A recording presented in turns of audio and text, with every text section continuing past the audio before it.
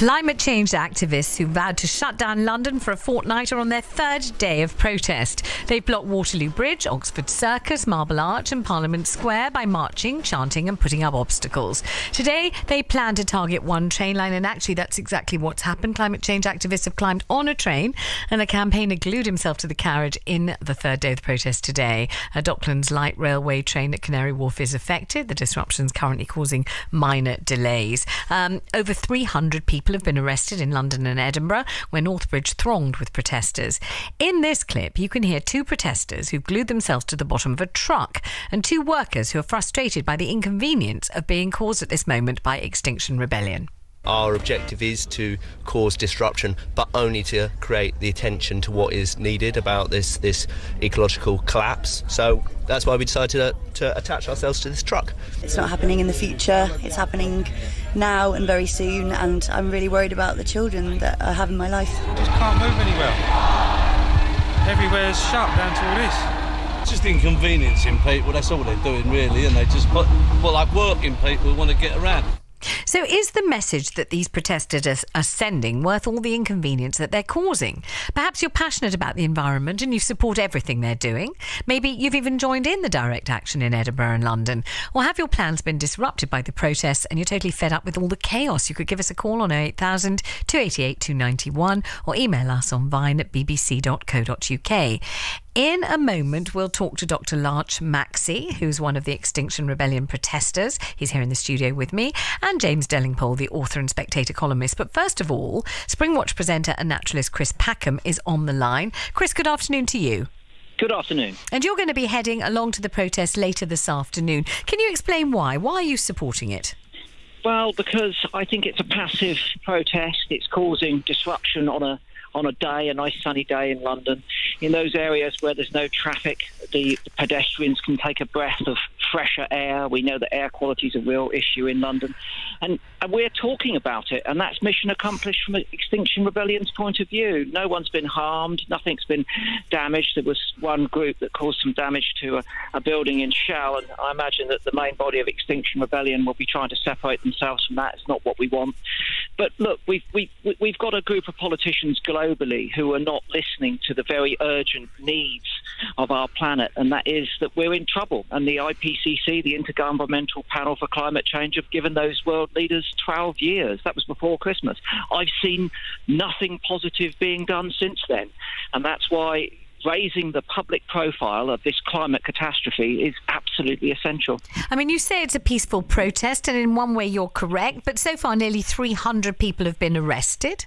Are they not criminals? Also, there are people whose lives have been monumentally disrupted, people who are supposed to be going to hospital appointments, have operations. I was talking earlier this morning to somebody who's in charge of all the small businesses in, Oxford Street and Regent Street in the heart of London's West End. He says they thought that this morning they were down £12 million on trade because people haven't come to go shopping and haven't come to, eat in the restaurants. So it's not without an effect, is it, this protest? No, let me answer your first question about the passive nature of it. I think the people who have been arrested represent a real cross-section of society. They're not renter mob. They are people's grandmothers and grandfathers, and they are young people too. They show a collective concern. They're black, they're white, they're every racial mix. There's no other agenda here than the urgency of reform. So I don't see that we can say that they're a criminal fraternity. Yes, they've broken the law. They've done so passively. To address your second question, which is the disruption that's being caused, well, as I was travelling to London this morning, I was listening to constant reports of traffic and delays on the tube. There was severe delays on the Central Line this morning. Nothing to do with Extinction Rebellion. The M40 was at a standstill. Nothing to do with Extinction Rebellion. So we suffer these sorts of inconveniences all the time, but without the focus of drawing our attention to something as important as this. And when people complain about it, they complain about the loss of income and inconvenience today.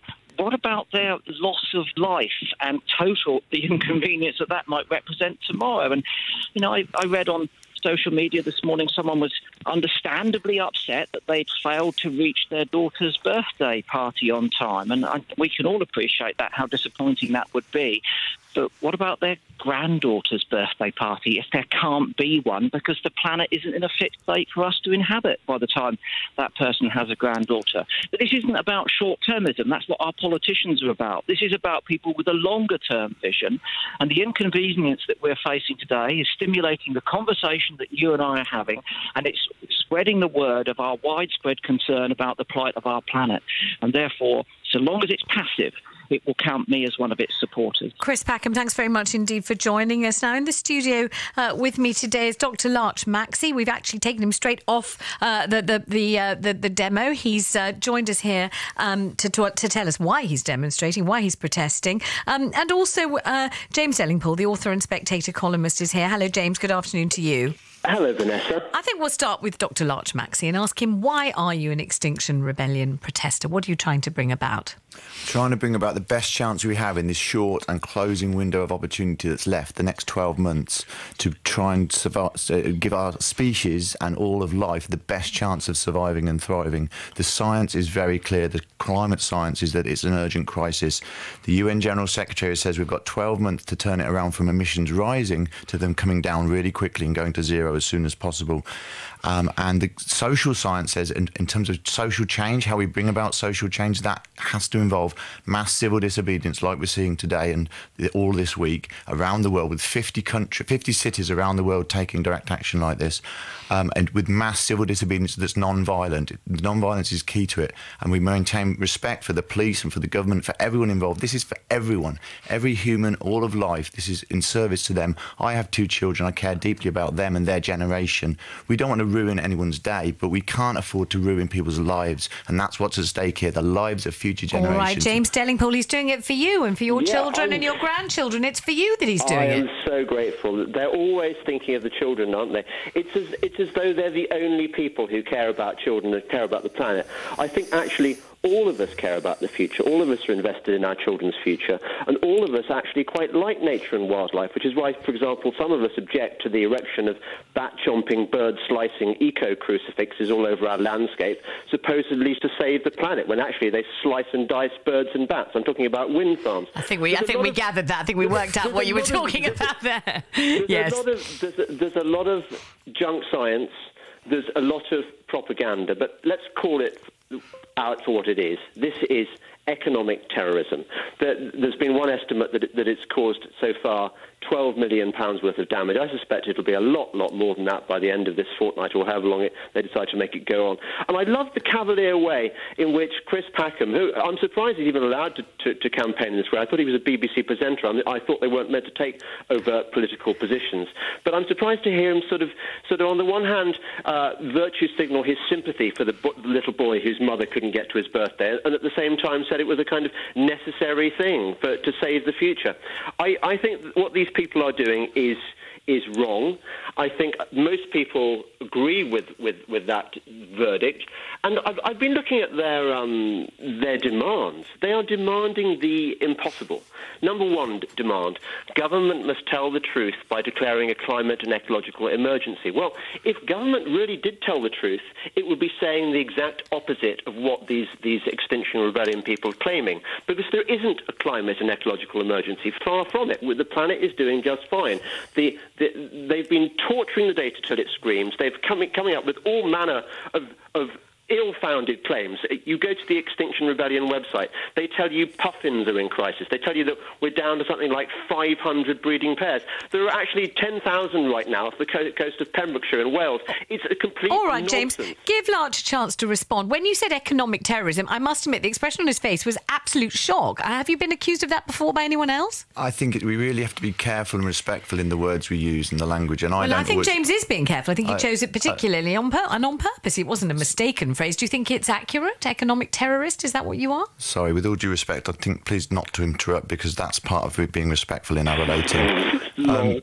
Well, my job obviously is to ask questions. I can't just sit here waiting for the answer. I was answering, and are you an economic terrorist? Of course not. We are completely non-violent. That's at the heart of what we do. We have 10 principles and values which guide all of our work. If anyone wants to take any action as part of Extinction Rebellion, they're free to do so. No one needs permission to act on this crisis as long as it's in line with the principles and values. And one of those is that we're a non-violent network. OK, James is saying it's not a crisis. He says you say that the planet's in crisis and you say that our days are numbered, but we're not. Well, I think, James, I don't know what James's position on. James, would you describe yourself as a climate skeptic or a climate denier? A climate skeptic, yeah. So I believe that climate changes. I don't believe that the anthropogenic input is anything like what people like Extinction Rebellion would claim. So, do you think you know better, as someone who hasn't done a science degree, better than the world's top scientists? There's a bigger point here, which is that you remember in Paris in 2015, the world's nations, all the countries of the world. Were discussing how best to deal with the planetary crisis. They came up with a plan. The plan is going to cost us around $1.5 trillion a year every year. And guess what that's going to do to global warming by the end of the century, by their own estimates, by the United Nations' own estimates? It's going to reduce global warming by 1/5 of 1 degree centigrade. That's the UN's estimates. Let him respond to that, James. Otherwise, there's no point. Yeah. So the last report from the IPCC, the world's top scientists on climate change, the Intergovernmental Panel on Climate Change, they said that it's an urgent crisis and that we have the solutions. The solutions will create more jobs, 6 times more jobs in renewable energy investment than in fracking, for example. So they will actually benefit the economy, benefit ordinary people who will get better quality work and better pay and better security in their lives from these jobs. And actually, it will benefit everyone. It will be much fairer society if we respond to this crisis. Not only will we have that's Dr. Larch's phone going off. Sorry, apologies for that. Not only will we have actually the chance of surviving as a society and as a species, we'll actually have a better quality of life in the short term, a fairer, equal, better society where actually quality of life for everyone is better. As Chris mentioned earlier, we've got terrible pollution problems in London. We've got 40,000 people dying in the UK every year because of pollution from cars and from vehicles. Those kind of problems will be addressed. We've actually got a massive crisis, James. I'm sorry that the extinction rate. Scientists say we're in the 6th mass extinction event. The geological record shows there have been 5 mass extinction events in the world's history. We are in the 6th one now. The extinction rate is up to 10,000 times the base level of extinction rate, where 200 species go extinct every single day, and that is not okay. 400,000 people die every year because of climate change. That's the UN figure. So 400,000 people dying around the world every year because of climate change. If it were true, let James respond. Otherwise, you won't have enough time either.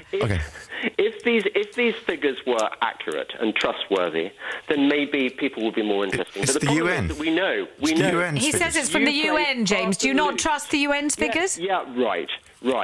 I think let's get down to brass tacks here.